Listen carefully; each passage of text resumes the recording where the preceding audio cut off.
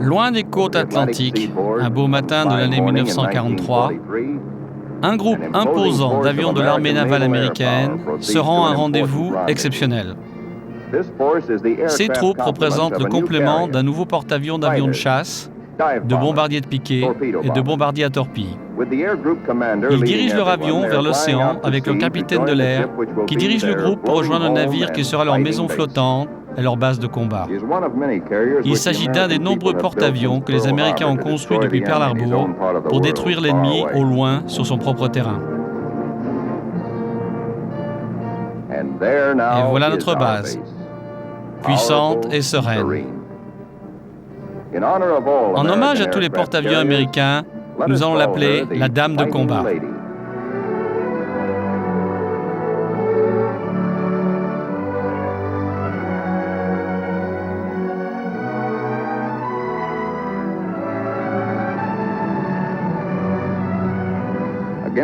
À l'encontre d'un vent fort, avec leur crosse prête à l'arrêt, nos avions arrivent sur le large pont d'envol de leur nouvelle résidence. Au cas où cette crosse de l'avion ne puisse pas s'accrocher à l'équipement de freinage, il y a une série de barrières de fils corpulents. À ce moment-là, l'homme le plus important du pont d'envol est l'officier qui donne le signal d'atterrissage. Comme tous les pilotes de la marine, il préférait piloter un avion. Entrez et asseyez-vous. L'avion n'est pas en position et il lui fait signe de ne pas atterrir.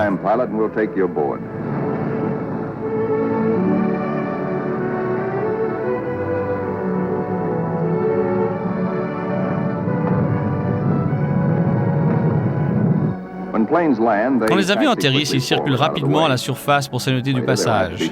Plus tard, il faudra les replacer en poupe et les remettre en position de décollage. Ça s'appelle respotting le pont d'envol. Et voici notre pacha, Joko, un pilote vétéran de la marine à Annapolis en 1917. Il n'est pas impressionné par nos meilleurs efforts ou par les officiers de contrôle du pont d'envol. Le pacha appelle tout le monde et nous fait un serment. Nous ne serons jamais prêts au combat à moins que l'équipe du pont d'envol apprenne dès maintenant à travailler en équipe. Est-ce que vous ne vous rendez pas compte que dans peu de temps, nous nous trouverons dans des eaux dangereuses? C'est trop lent.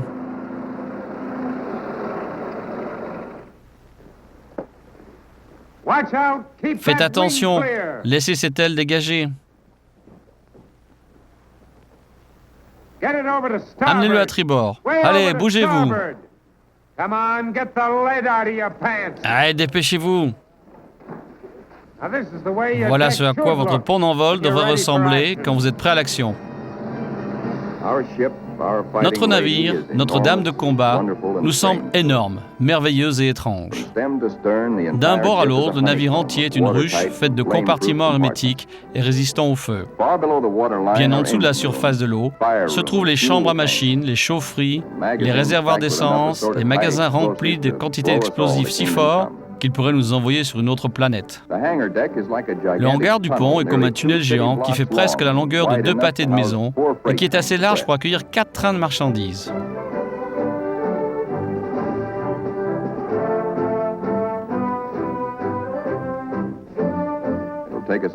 Ça nous prendra des semaines, peut-être un mois pour connaître un peu les alentours. Ce nouvel endroit nous semble mystérieux parce qu'il est froid et impersonnel. Notre Dame de combat est comme une énorme caverne flottante, bruyante et sans confort.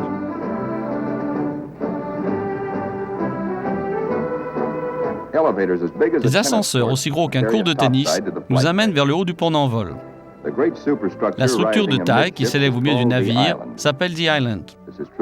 C'est véritablement le centre nerveux du navire, son cerveau de combat. Environ 85% de ceux qui nous formons la famille de la Dame de combat sommes des engagés volontaires dans cette guerre. Et nous ne sommes jamais allés en mer auparavant. Nous avons appris nos tâches variées de façon théorique. Il y a peu de temps, nous étions que des étudiants de lycée, de faculté, des employés de banque, des cultivateurs. Maintenant, nous sommes des Marines, ou des cols bleus. Et nous faisons tous partie d'une équipe de combat naval d'une taille de près de 3000 personnes. Dans la multitude de nos nouvelles tâches et de nos nouveaux devoirs d'équipe, Nous sommes vraiment bleus. Curiosité, camaraderie, instinct de survie sont d'excellents professeurs.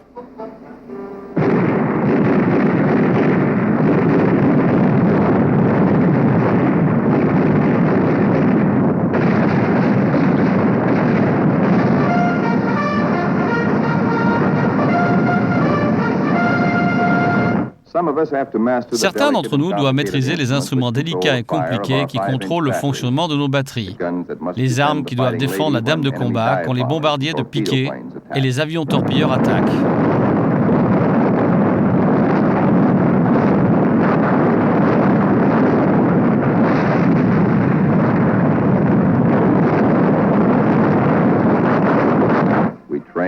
Nous nous entraînons beaucoup pour apprendre ce que nous devons savoir et obtenir un « E », qui veut dire efficacité. La destination de dame de combat est encore un secret. Personne ne peut cacher le fait que nous entrons dans les eaux tropicales. Notre navire semble maintenant plus accueillant et plus confortable, et nous pensons qu'un bronzage nous fera ressembler à des navigateurs de combattants. Même notre mascotte, Scrappy, a passé plus de temps en mer que la plupart d'entre nous.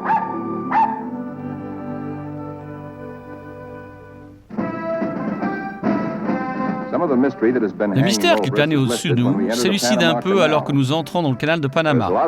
Nous avons une nervosité peu professionnelle en nous demandant si nous ne sommes pas trop gros pour passer à travers les écluses. En utilisant des lignes au lieu de défense, nous arrivons à passer comme le savaient déjà les constructeurs. Allez, montez à bord, nous partons. Est-ce que quelqu'un veut cette tape?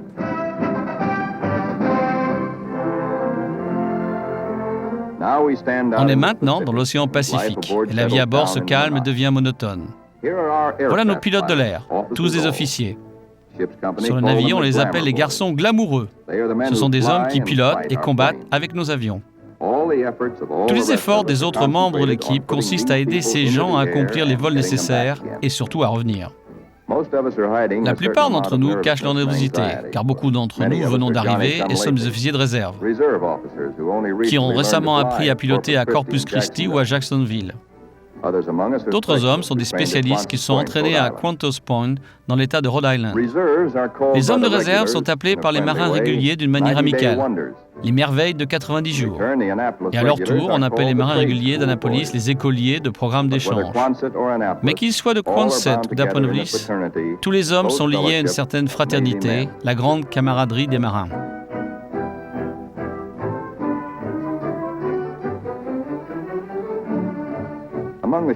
Parmi le personnel marinier du navire, il y a 3000 cols bleus et 100 Marines. Les meilleurs se trouvent dans l'équipe de l'air, les canonniers aériens et les hommes en charge de la radio. Ces garçons, les capitaines de l'air, sont les partenaires des garçons glamoureux qui s'envolent. On appelle les cols bleus, qui ne font pas de vol, les pigeons au Airedale. Et à cause du fait qu'ils reçoivent un salaire qui est supérieur à 50% pour faire des vols, on appelle quelquefois les garçons les financés.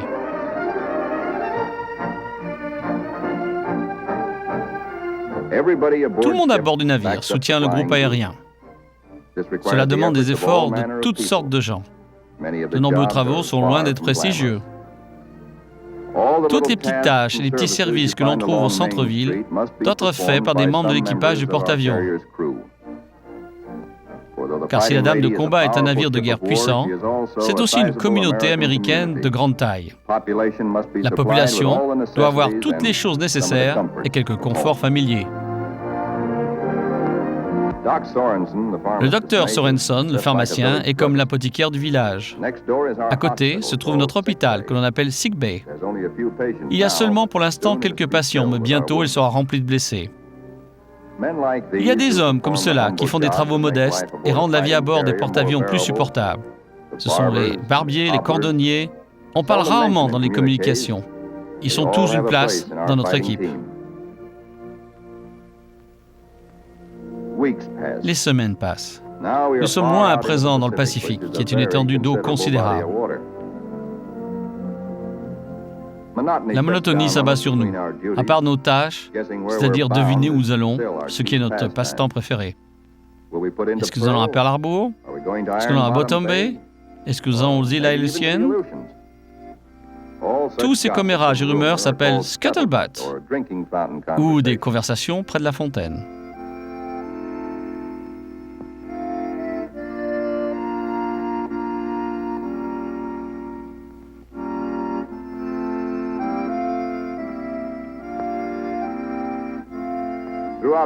Sur le navire, les hommes se mettent en petits groupes pour trouver refuge à l'écart de l'attente pesante de quelque chose qui doit peut-être se passer. Et puis un jour, sans avertissement, on voit arriver un bateau réservoir. Ça nous donne une bonne idée. Nous n'allons pas à Pearl Harbor. Il n'y a aucune autre base sur terre ferme pendant très longtemps.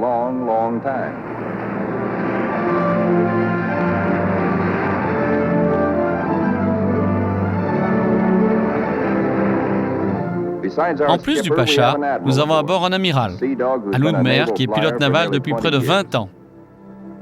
Jusqu'à présent, seuls les officiers savaient où nous allions. Joko, notre capitaine, se concerte avec le capitaine du groupe aérien et révèle leur plan. La dame de combat a reçu l'ordre d'attaquer. Elle va passer dans les eaux où aucun porte-avions n'a passé depuis la bataille de Midway. Rappelez-vous, nous sommes en 1943, bien avant que nous ayons conquis les îles Marshall. Des tests météorologiques sont faits, et bien que cela fasse partie de la routine quotidienne, le navire entier sent que quelque chose va se passer. Même avant que l'on annonce les nouvelles à tous, l'atmosphère est tendue. Enfin viennent ces nouvelles. Nous avons parcouru plus de 10 000 km de Panama afin que demain, le 30 août 1943, nous puissions attaquer la base japonaise de l'île Marcus, enfoncée profondément à l'intérieur des limites de défense de l'ennemi. La veille de notre première attaque, le capitaine du groupe aérien explique le plan à tous les pilotes à l'aide de cartes et de modèles de nos cibles. Nous allons placer notre action à environ 1500 km de Tokyo pour rediriger l'attention des Japonais loin d'autres activités américaines au sud-est.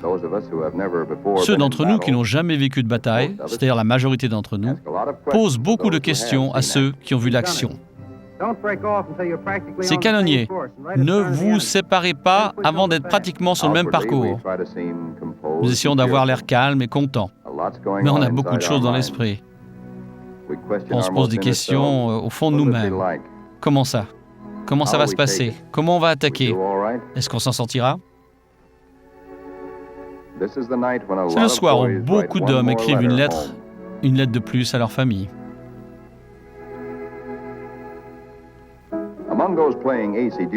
Parmi ceux qui jouent à ACUC, il y a un garçon joufflu de 23 ans, d'Eureka Springs dans l'Arkansas, le lieutenant E.T. Stover, nommé Smokey. C'est lui qui est assis au bout à droite. Il a été pilote pendant 50 missions à Guadalcanal et Smokey a reçu l'ordre de se reposer, mais préférait bien piloter un avion. Avant la nuit, la veille de la bataille, nos avions sont chargés de bombes et de kérosène, de façon à ce que chaque avion soit en position précise pour un décollage rapide.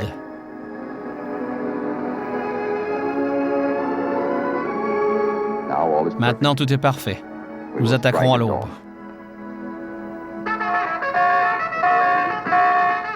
Appel général.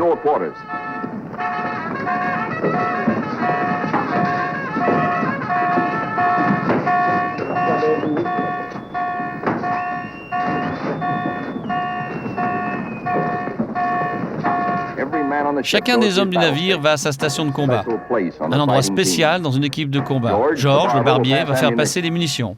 Léo, le boulanger, fera du repérage aérien. Frank, le tailleur, sera en charge de l'infirmerie pour les premiers soins. Les pilotes sont dans la salle de préparation. Chaque escadron, un avion de chasse, un bombardier et un bombardier torpilleur, assemblés séparément. Les pilotes mettent leur équipement de vol et reçoivent des données et des instructions de dernière minute.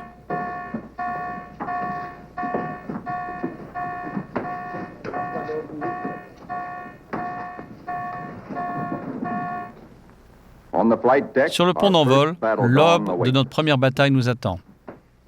Notre navire entier attend le moindre signal. La dame de combat est à environ 150 km de la première cible. Ces dernières minutes, avant l'ordre qui mènera à notre première action, est le moment le plus dur pour tous.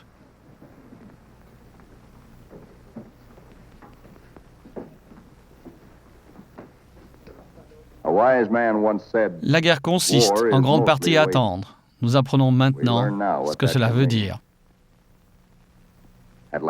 Enfin, l'ordre arrive. Pilote à vos avions. Radio 3, Rogers, pilote à vos avions.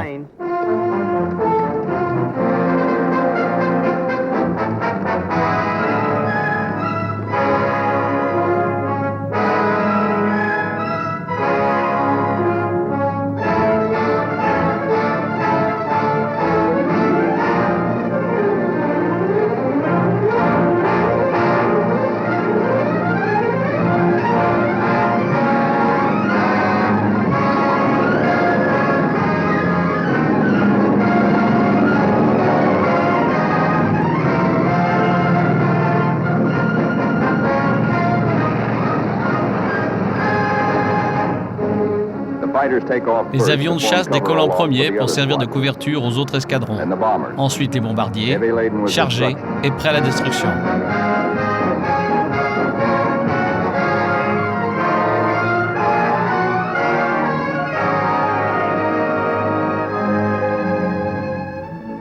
Le soleil s'est levé et à présent, nos escorts sont en alerte pour repérer les sous-marins ennemis.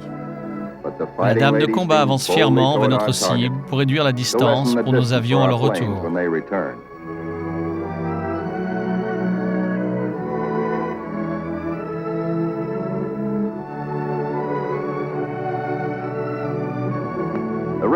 La salle de radio est comme un œil et une oreille, grâce à laquelle la dame de combat détecte et surveille tous les avions et les navires sur des kilomètres autour de nous. Smokey, l'as du combat de l'Arkansas, est en charge de cette salle pour notre grand jour. Au milieu de ses assistants, Smokey est comme un joueur principal dans une équipe de football exceptionnelle. Il est un lien constant avec le groupe aérien entier.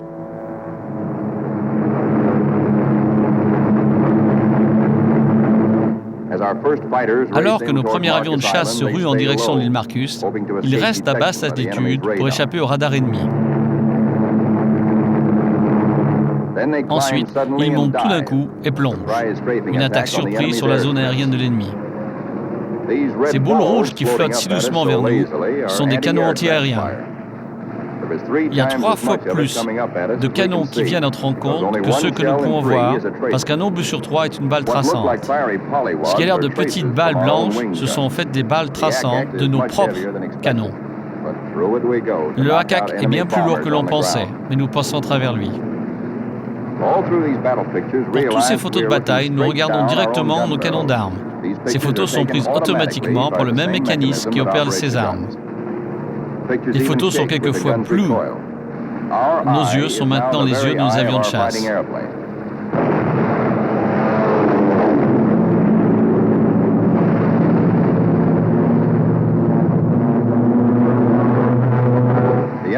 Bateaux ennemis et navires d'approvisionnement sont mitraillés. Ces navires n'apporteront plus de riz ou de saké ou de munitions à Marcus.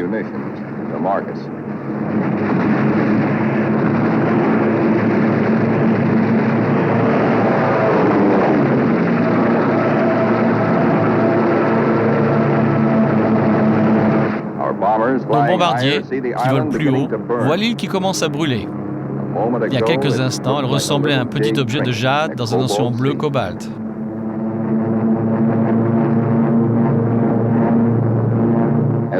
Alors que les avions de chasse et les bombardiers s'en vont victorieusement de l'île Marcus, les hautes colonnes de fumée montrent l'excellent travail que nos hommes ont fait.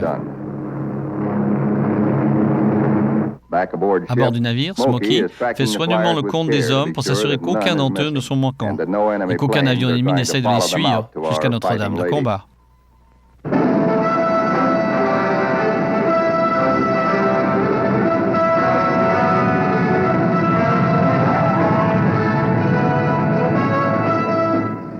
Avec le retour de nos avions, une opération presque aussi exaltante que l'attaque elle-même commence. C'est comme un ballet après la bataille, avec les directeurs d'avion agissant comme des maîtres de danse. Les hélices tournent, remplissent la scène de danger, mais maintenant tous les membres de l'équipage sont entraînés et prêts.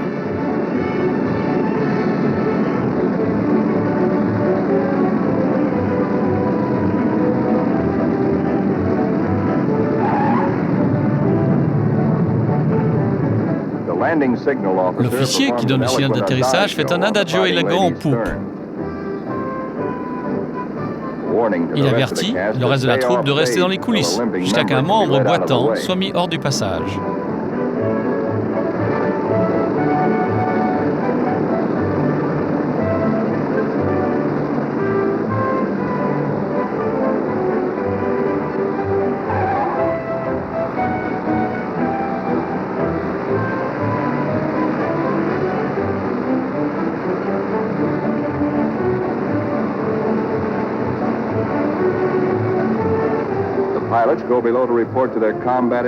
Les pilotes descendent pour faire leur rapport à leur officier de l'intelligence. Ils ont de bonnes nouvelles, de grandes nouvelles. Ils racontent ce qu'ils ont vu, ce qu'ils ont fait, combien de munitions tirées, combien de bombes, qu'est-ce qu'ils ont employé, qu'est-ce qu'ils ont touché, qu'est-ce qu'ils ont remarqué, est-ce qu'il y avait une différence, est-ce qu'on a besoin de bombarder à nouveau. Alors que le nombre de rapports augmente et que nos photographes développent leurs photos, le compte-rendu s'améliore. Tous les bombardiers japonais ont été détruits. 80% des bâtiments de la côte ont été démolis ou incendiés. Les hangars, les stations de radio, les pompes à essence, les réserves de munitions. Marcus est à présent un désordre charmant. À la radio, Smokey est préoccupé. Il y a en effet des avions qui ne sont pas encore rentrés et au sujet desquels il se pose de questions. Ce sont les nôtres. Savoir atterrir avec un avion abîmé sur un porte-avions est extrêmement crucial. Et il faut un bon environnement.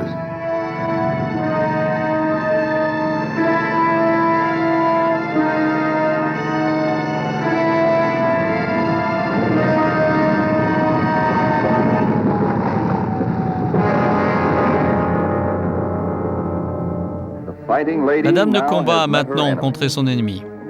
Dans le carré des officiers, les pilotes, qui ce matin se sentaient comme des débutants, nerveux, parlent à présent comme des vétérans. Ils ont été baptisés par le feu et ont survécu. Nous autres, de la dame de combat, nous avons beaucoup appris. L'amiral de notre force opérationnelle connaît la stratégie générale de cette campagne entière au Pacifique. Il s'agit de traverser directement le système externe d'îles des Japon, de reprendre les Philippines et d'atterrir sur le continent asiatique. De cette façon, on supprimera l'arrivée du ravitaillement du Japon provenant de Malaisie et des Indes. Alors nous avancerons et aiderons de manière évidente notre allié chinois. Des mois après, Marcus, cette campagne a bien commencé. La force opérationnelle de notre porte-avions a participé à de nombreuses batailles. Et en 1944, Kwajalein est en vue. Ce sont des Jap Zero. Notre artillerie leur tire dessus et d'autres porte-avions avant de s'attaquer à bombarder Kwajalein.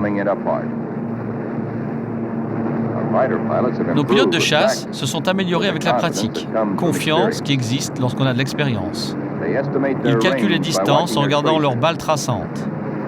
Ils ne tirent pas avant que nos canons se rencontrent environ 300 mètres. Ils tirent en explosion au lieu d'en ligne directe, ce qui fait chauffer les armes et use plus de munitions.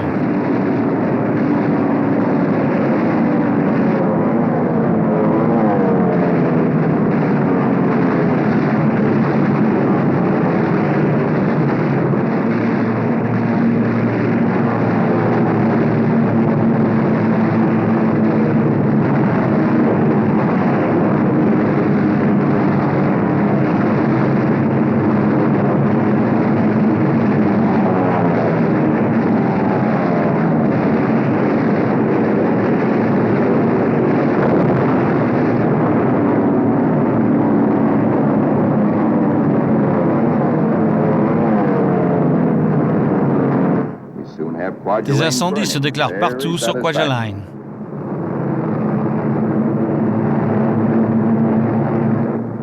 Après nos bombardements, nos lourds obus provenant de nos navires de service, des embarcations d'assaut remplies de marines et de soldats attaquent les plages, et puis après, Kwajalein est à nous.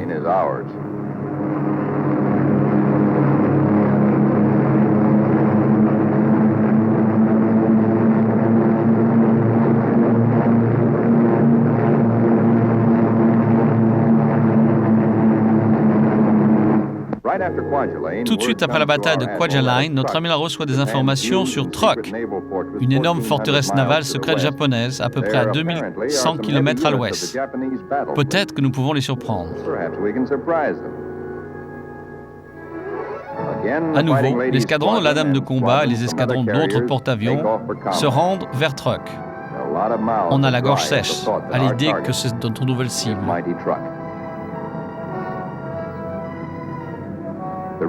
Un canonnier à l'arrière des avions regarde en partant la Dame de combat et se demande quand et si ils vont y revenir.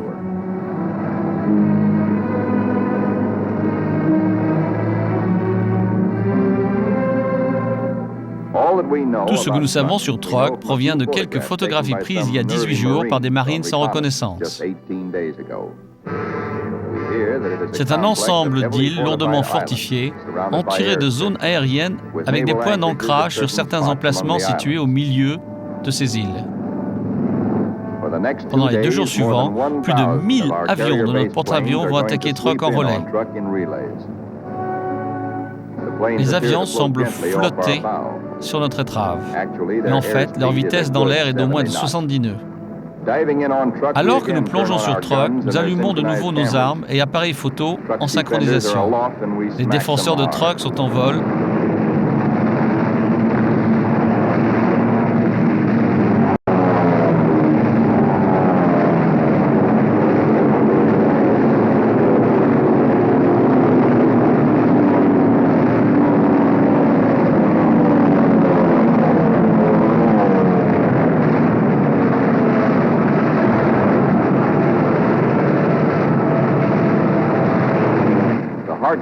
Le cœur défaillant des hommes avant le combat commence à se calmer et à reprendre leur rythme encore une fois. Il y a quelque chose de vraiment grandiose, quelque chose d'historique, lorsque l'on plonge dans cet endroit que les Japonais ont construit et protégé de la part des regards étrangers maintenant depuis plus de 20 ans. Dans une piquée presque verticale, le pilote peut s'évanouir et perdre la vue pendant un instant quand il remonte du point de plus bas.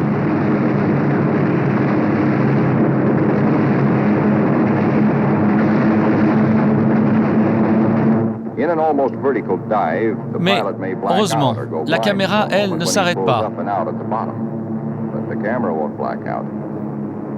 Elle ne peut pas voir l'atterrissage de notre propre bombe parce que nous serons bien plus haut et loin avant qu'elle atteigne la cible, mais elle enregistre les bombardements des avions qui nous précèdent.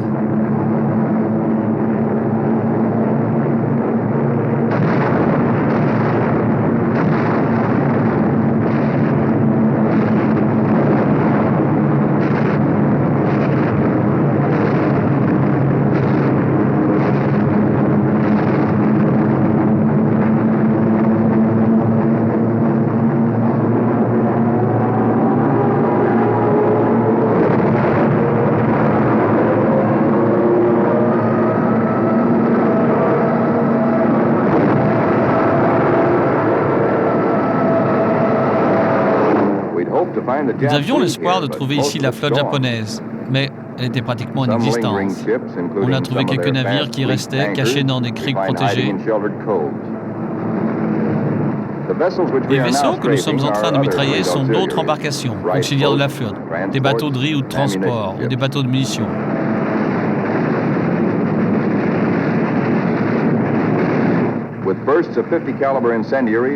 En premier, nous utilisons un calibre de 50 et ensuite, nous mettons le feu aux bateaux afin de les faire couler.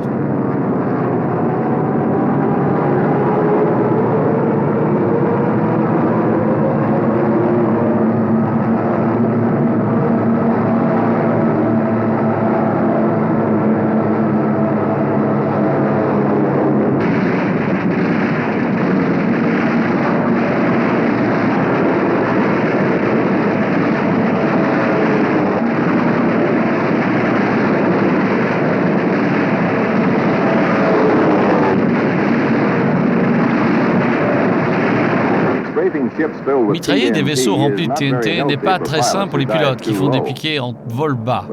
Mais il est difficile de savoir qui transporte quoi avant que les explosions commencent.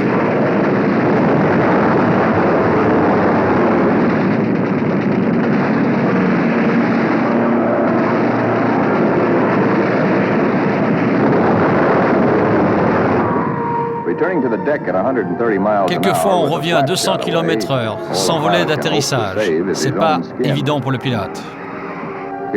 Voilà notre nouveau capitaine de groupe aérien. Il a eu quelques problèmes. Son pare-brise est taché de sang et il doit atterrir sans rien voir. Il mitraille à basse altitude et il a pris un obus de 40 en plein visage. Il a plus de 200 blessures et son avion ressemble à une passoire. Mais il va vivre et piloter à nouveau. Certains avions ne reviendront pas, mais d'autres reviennent et s'arrangent pour atterrir d'une manière ou d'une autre. Si l'on considère la force de Truck, on a d'une façon étonnante très peu perdu. On ne perd pas de temps pour descendre les blessés.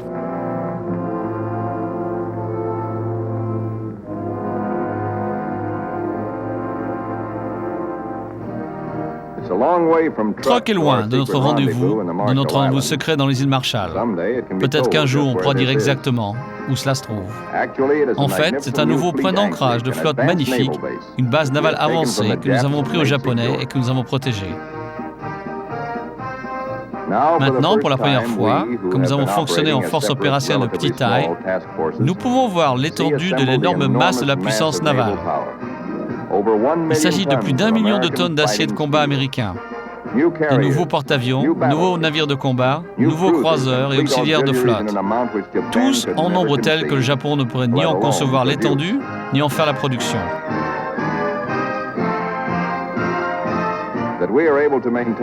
Si nous sommes capables de maintenir les lignes d'approvisionnement sur les vastes distances du Pacifique, ce sera un des miracles de cette guerre. Dans le confort de la présence d'une telle puissance, nous nous décontractons et calmons nos nerfs, épuisés par le combat.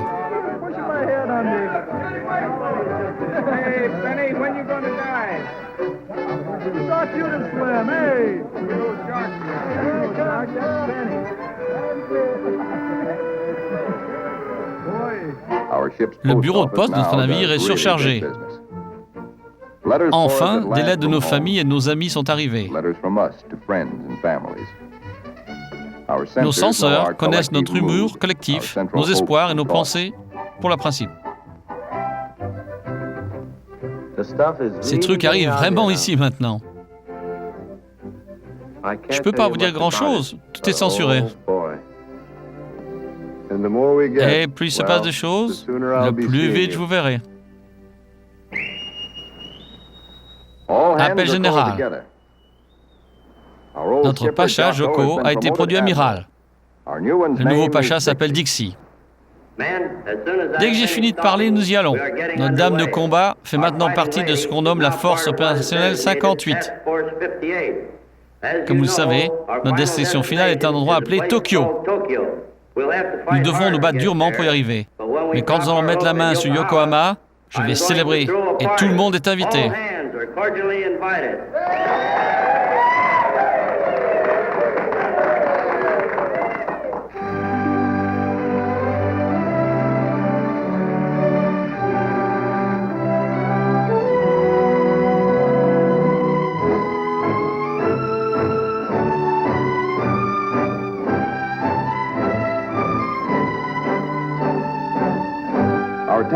Nos forces opérationnelles sont disposées à présent autour des porte-avions comme de petits wagons de combat à nos côtés. Le Pacha ne laisse jamais le pont en mer parce que les porte-avions et leurs avions sont les premiers à attaquer l'ennemi ou à être attaqués. Nos pilotes sont toujours de garde, car en dépit de la masse de puissance étalée autour de nous, ce sont quand même des eaux dangereuses. Ces pilotes le savent trop bien, mais ça ne les dérange pas parce qu'ils sont chevronnés. Ils savent ce qu'il faut faire. Il y a beaucoup de nouveaux visages parmi nous, mais la plupart de ces hommes ont aussi de l'expérience dans des endroits comme Valandia, Mili, Jawilwood, Palau, Rabaul, Wait et Maoliland. Les canonniers des sièges arrière et les spécialistes de la radio sont tous à présent expérimentés. Certains de leurs visages sont aussi différents parce qu'il y a eu des remplacements. Un grand nombre d'entre eux a été promu au rang d'officier. Dans la marine, on dit qu'on n'aime pas un porte-avions tant qu'il n'est pas blessé. Peut-être qu'on n'aime pas vraiment notre dame de combat, mais on est très attaché à elle et presque à l'aise, maintenant presque à la maison.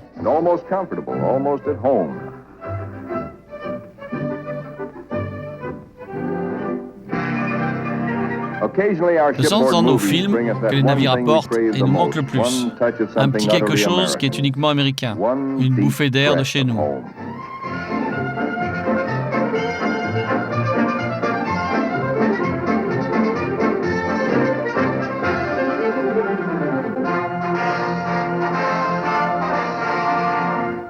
Comme Joko, notre nouveau pacha, Dixie est un vieux pilote de la marine. Et avec nos casquettes de combat, lui et l'amiral Mitchell ont l'air de directeurs de ligne nationale de baseball. Nous avançons vers le nord-ouest, et jamais, avant le cours de l'histoire, a-t-on vu une telle masse de puissance navale. Ni au Japon, ni à Tsushima, plein de fierté, et qui aussi appartient au Japon. On ne pouvait voir une force d'un tel calibre, ce qui nous permet d'affirmer que l'océan est à nous. C'est notre ère, et nous cherchons la flotte japonaise pour le prouver.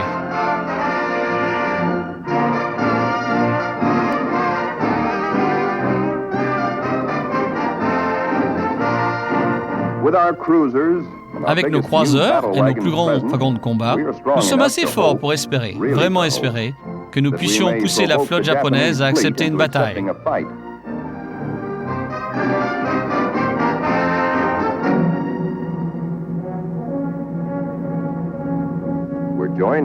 Nous sommes rejoints par les gardes-côtes, ainsi que les transports maritimes. Les marines sont là à nouveau. Alors, un autre assaut amphibie est en train d'être mijoté ?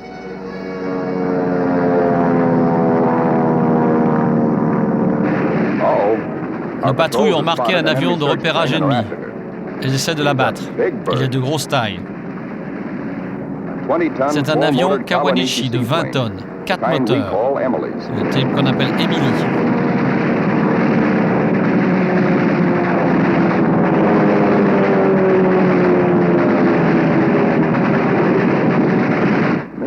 Cette Emily est une vieille femme robuste.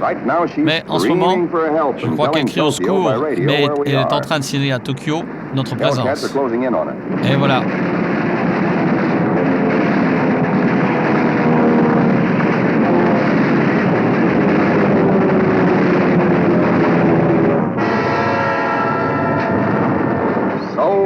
Au revoir, Emily.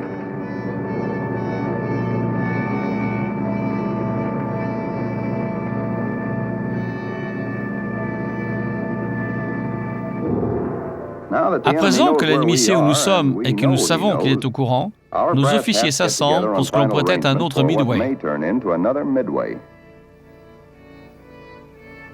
Notre objectif, le principal, sera les îles Mariannes, et puis Philippines et la Chine.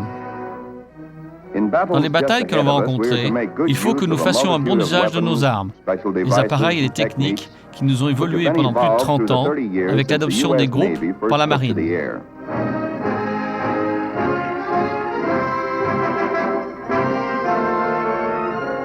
Non seulement nos pilotes navals ont créé le porte-avions, mais ce sont eux qui ont conçu l'avion torpilleur et qui ont inventé et parfait le bombardier de piqué.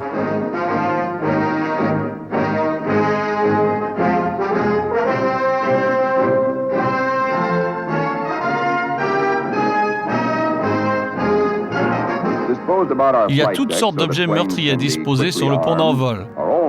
Les avions sont armés. Il y a des bombes de 500, de 1000 ou 2000 kilos. Il y a des torpilles, des bombes incendiaires, des bombes antipersonnelles, et il y a les torpilles.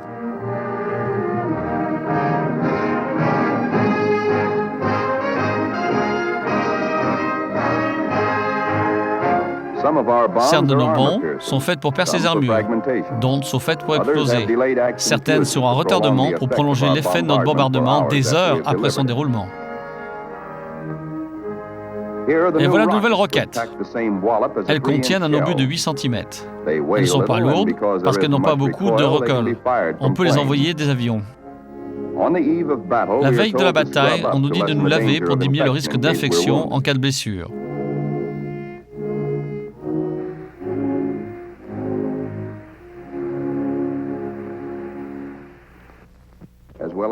Tout comme nous préparons nos corps, la plupart d'entre nous, nous nous préparons nos âmes.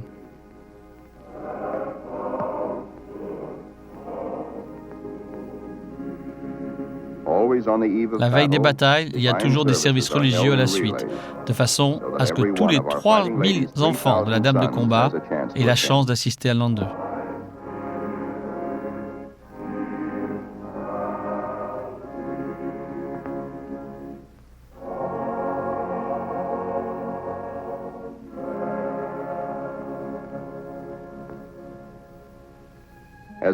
La veille de la bataille, l'attente est inhabituelle et interminable. Cela nous rappelle encore que la guerre consiste surtout à attendre.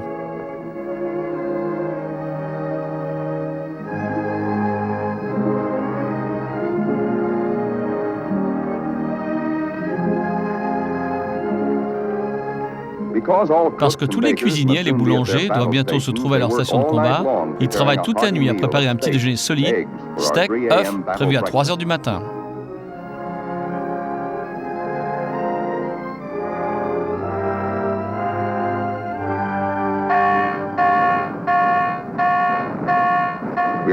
Nous sommes attaqués.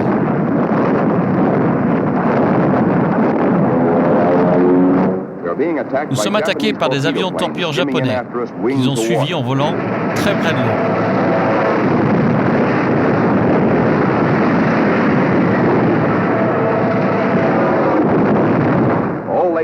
Leur objectif principal est d'attendre notre plan d'envol. Nous avons près de 90 avions avec des réservoirs pleins, chargés de bombes, prêts à décoller.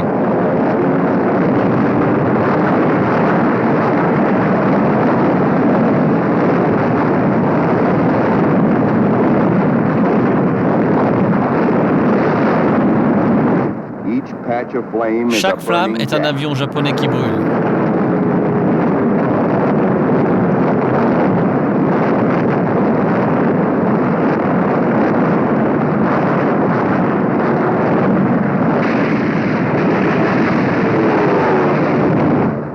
C'est une attaque surprise.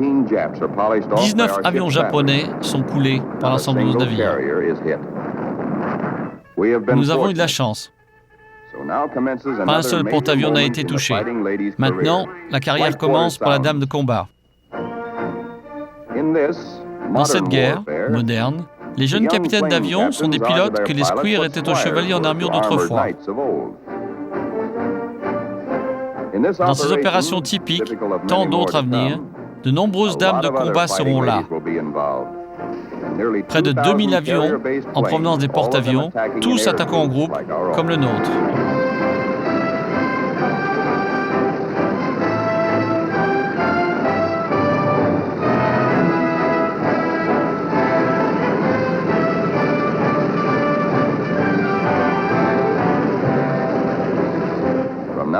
Dès ce moment-là, la tension augmente, alors que notre marine fait des attaques de plus en plus importantes et de plus en plus près du cœur du Japon.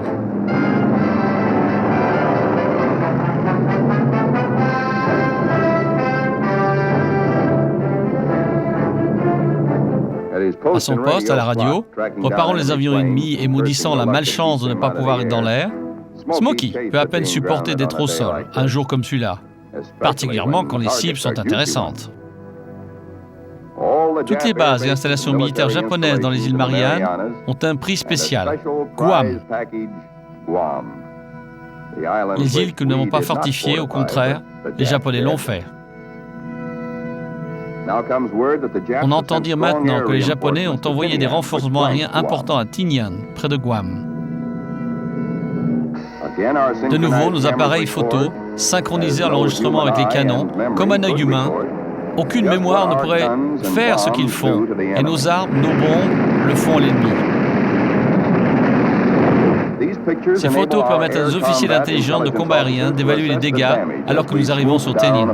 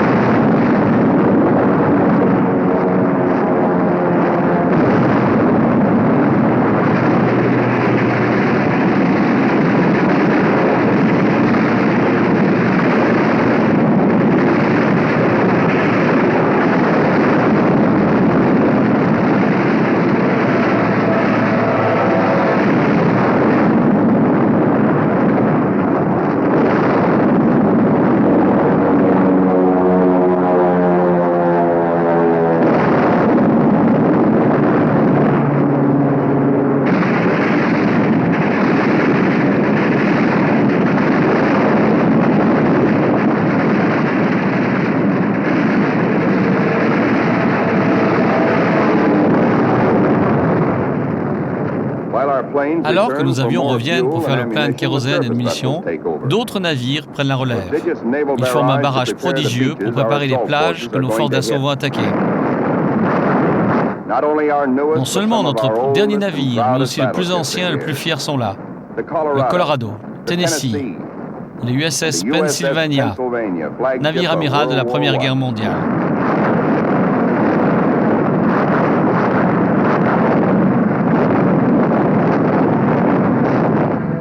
De retour à la Dame de combat, plusieurs de nos avions endommagés essayent d'atterrir.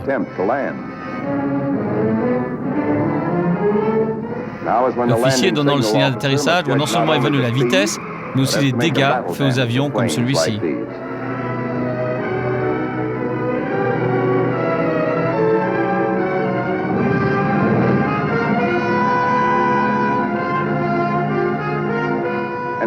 L'équipe d'urgence du pont d'envol, les pompiers, le personnel médical et de sauvetage montrent un courage presque incroyable.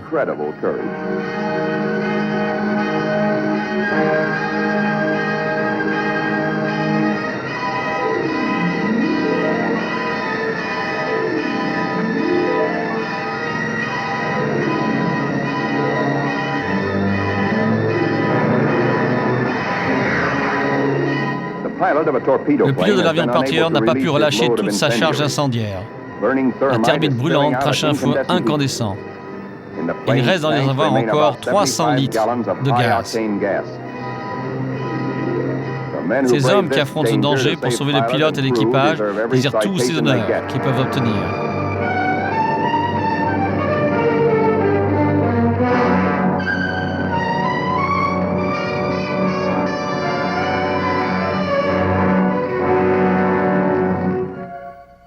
Dans la salle de préparation, les officiers de l'intelligence questionnent les pilotes épuisés par la bataille.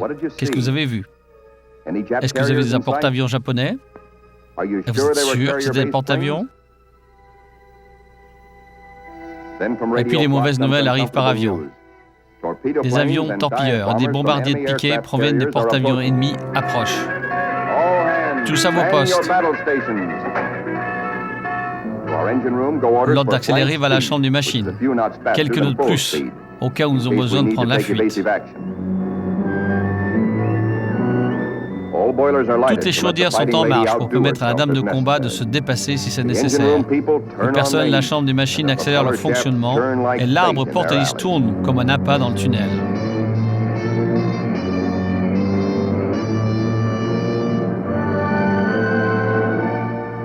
Sur ses gardes, la dame de combat s'enfuit dans l'océan.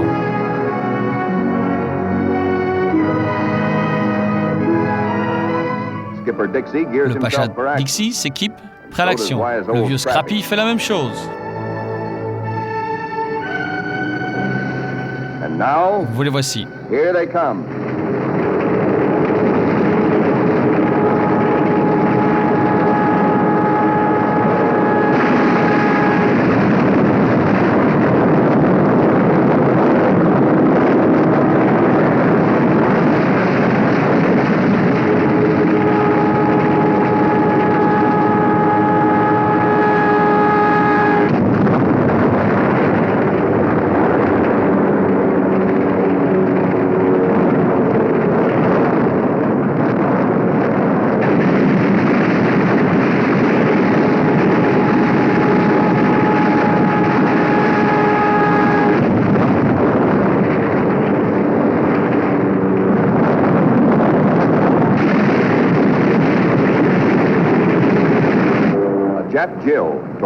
Un bombardier Jean-Pierre Gill, japonais, continue à avancer miraculeusement à travers notre mur de feu.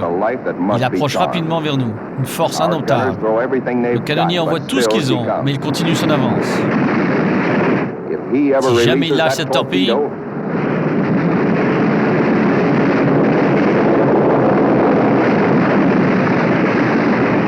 il nous a manqué.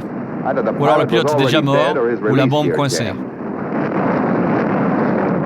Smokey, la fierté de l'Arkansas, en entend parler. Il veut presque partir. Notre équipage de reconnaissance a repéré la force opérationnelle japonaise. C'est le moment pour lequel nous avons combattu et prié.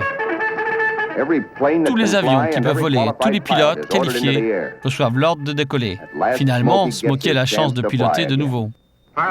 Pilote à vos avions, pilote à vos avions.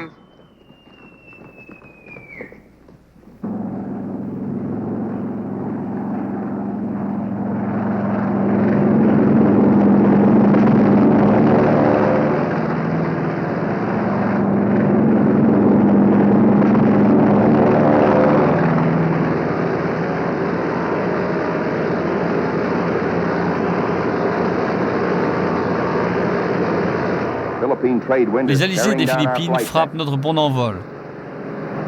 Les avions ont du mal à décoller, trop lourdement chargés. Le groupe aérien au complet sort en masse derrière le groupe des capitaines.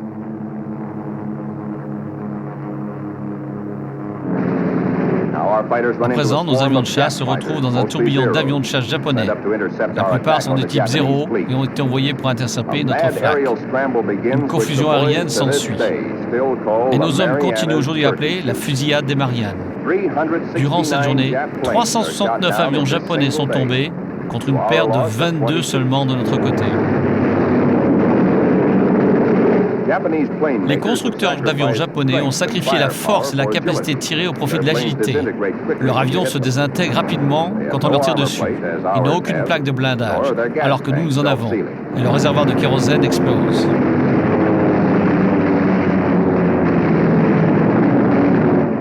Ces pilotes pensent que l'acrobatie aérienne peut gagner une bataille, alors que nous pensons qu'il est mieux de voler de manière aisée et de tirer prudemment.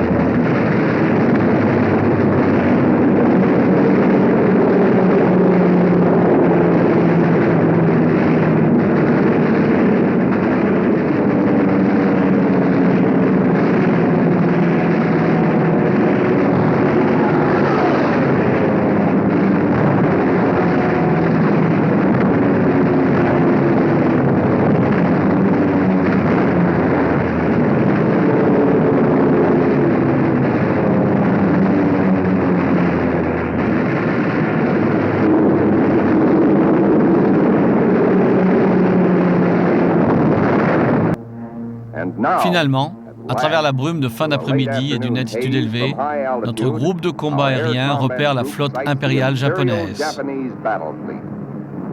Ce sont les premières photos prises d'une si grande formation ennemie.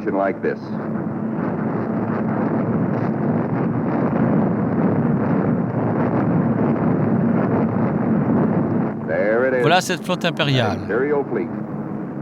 Impériale, action violente et large.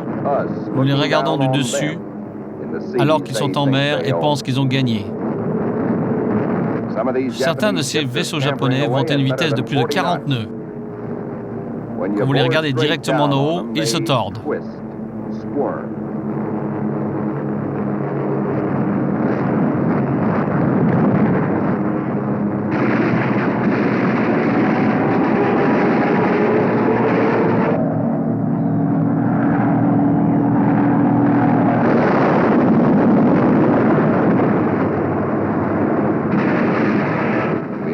Nous attaquons un grand torpilleur en essayant de détruire son pont, mais il riposte massivement.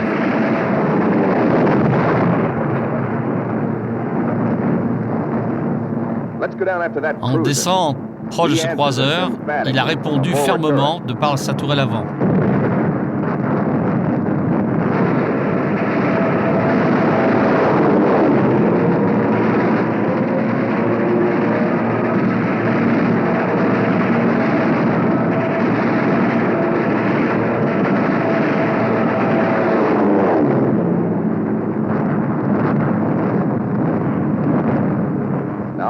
À présent, un porte-avions japonais de 25 000 tonnes de la catégorie Yataka va être attaqué.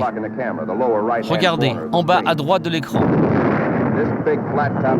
C'est le gros dessus et plat est atteint juste à cet endroit.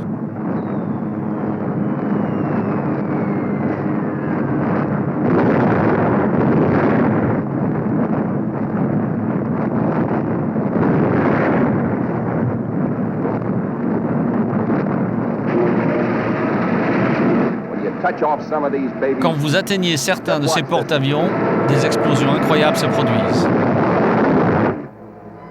Et à présent, nous entrons dans la bataille de la mer des Philippines. 17 navires de guerre japonais ont coulé, ont été sévèrement endommagés.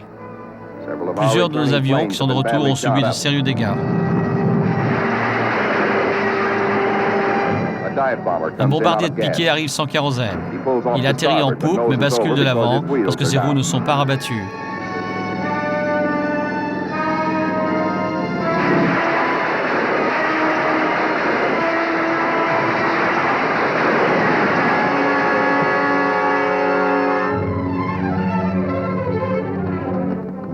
Cet avion a 73 trous et le pilote a presque perdu sa jambe. Pour dégager le pont, nous avons d'autres avions. Le numéro 30 est endommagé.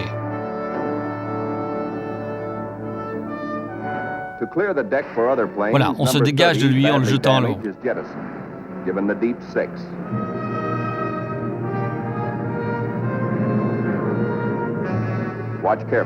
Regardez.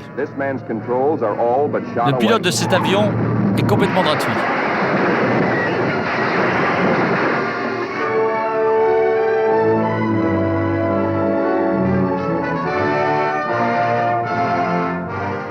Mais il en sort souriant.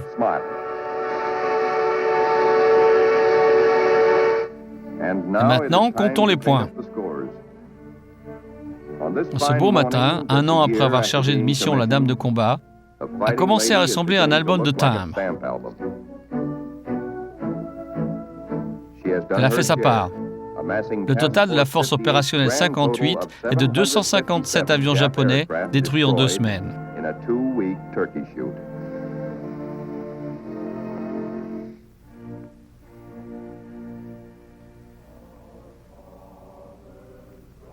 Mais malheureusement, il y a d'autres. Nos propres pertes. Un bon nombre de visages ne sont plus avec nous. Parmi eux, le lieutenant-capitaine Upton, pacha de notre escadron trompilleur. Le lieutenant Pappy Cullen. Le lieutenant John Mayne est le gentleman qui a le plus combattu. Le lieutenant Smokey Stover. Ah oui, Smokey a aussi disparu.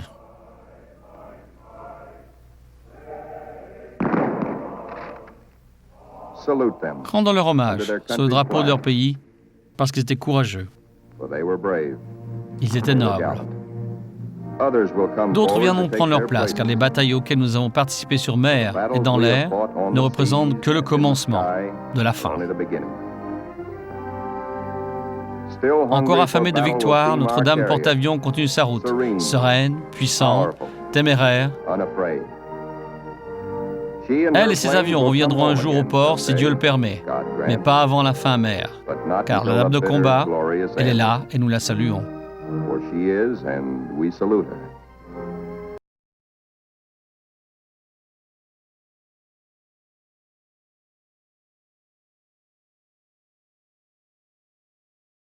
La Dame de combat est une histoire vraie, filmée à partir d'images tournées dans plusieurs zones de combat par la marine américaine, sous la direction du capitaine des Marines Edward J. Station.